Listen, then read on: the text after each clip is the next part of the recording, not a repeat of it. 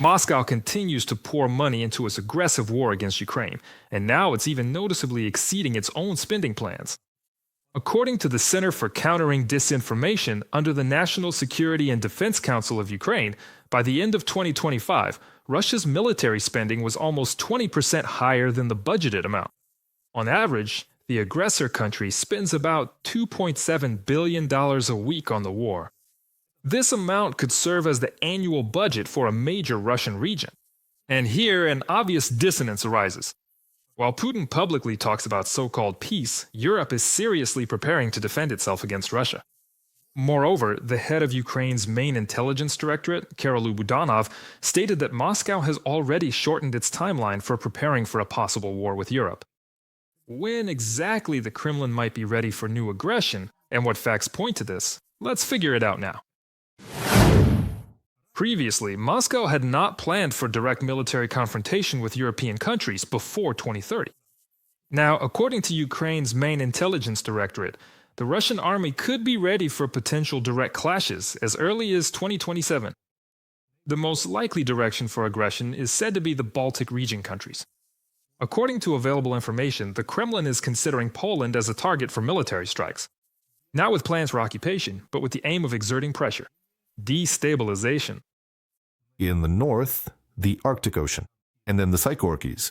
America is not an option because it would hurt. The Pacific Ocean is to the east, and again, America would respond. Same thing in the south. China would be an absolute disaster. There's a land border, and the conditions would be just like ours in a war with Russia. So for them, the only option left is the West, which, in their view, pardon the expression, is spoiled, sick, weak, and indecisive. Kyrylo Budanov, head of the main intelligence directorate of the Ministry of Defense of Ukraine, at a closed meeting with journalists. According to a report by the American Institute for the Study of War, Russia is not easing up, but on the contrary, is increasing its pressure on Europe. And it has already moved into the so-called zero phase of preparation for a possible war with NATO. This refers to the creation of informational and psychological conditions, the very groundwork on which unexpected conflicts then arise. Against this backdrop, the Russian dictator Putin declares that he would like 2026 to become, attention please, the year of peace. He predictably called the reports about Moscow preparing to attack Europe nonsense, and with his characteristic smirk added, "There will be no new so-called operations, unless Russia, as the Kremlin chief likes to put it, is provoked. There will be no operations if you treat us with respect. If you respect our interests, just as we have always tried to respect yours. If you don't try to deceive us."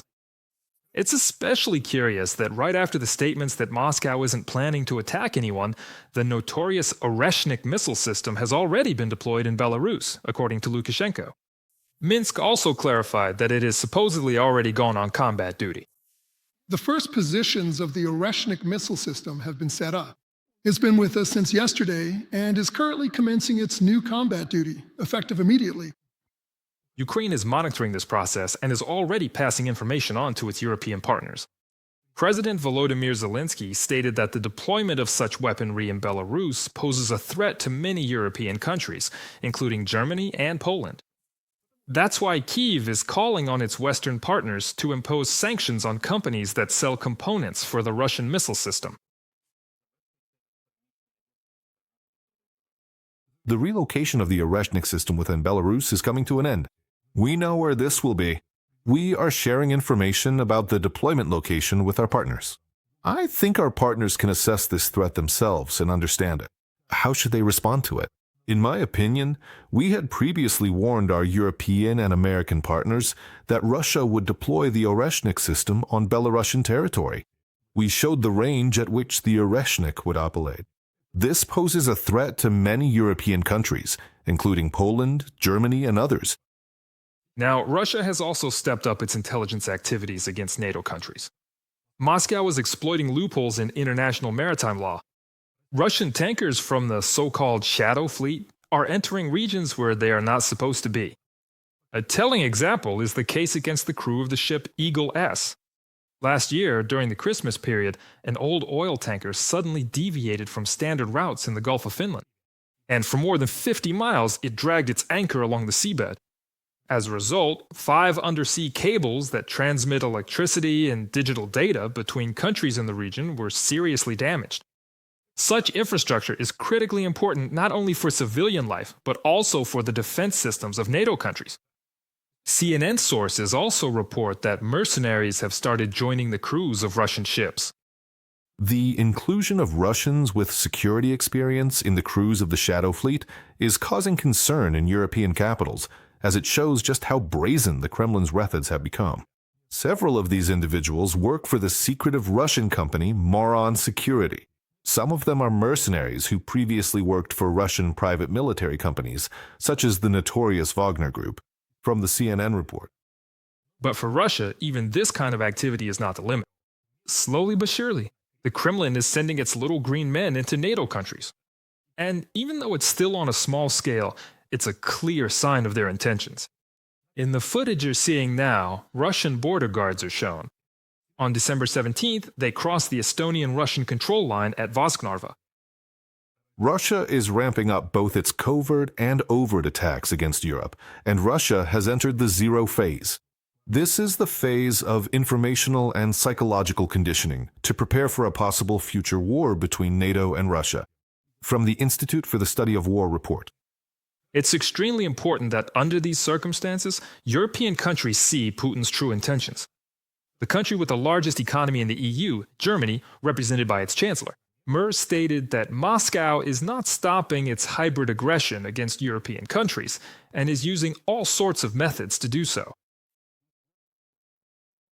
Russia is seeking to expand its sphere of influence far beyond its own territory, into European states. And right now, Russia is launching hybrid attacks against us every day. Flights, drones, assassination attempts, sabotage, espionage, cyberattacks, and targeted disinformation. Let's not forget, while Russia hasn't started a new war yet, it continues its current one against Ukraine. And the responsibility for this ongoing aggression lies personally with Putin. The NATO Secretary General is certain of this. This is indicated both by the alliance's assessments and by the dynamics of combat operations on the front line. In an interview with Bild, the NATO Secretary General emphasized that the Russian dictator is willing to sacrifice millions of his own citizens, continuing a war of attrition. And all this without achieving any significant military successes.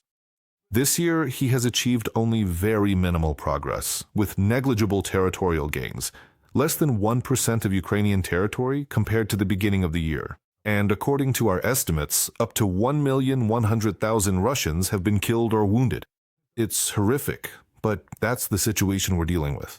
And now let's return to Putin's claim that Russia supposedly has no intention of attacking. But the facts say otherwise.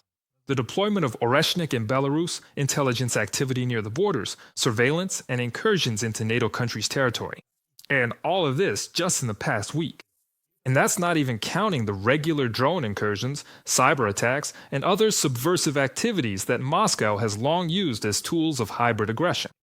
At the same time, in Europe and NATO, these signals are being noticed, conclusions are being drawn, and preparations are already underway, not just in words, but in concrete defense decisions.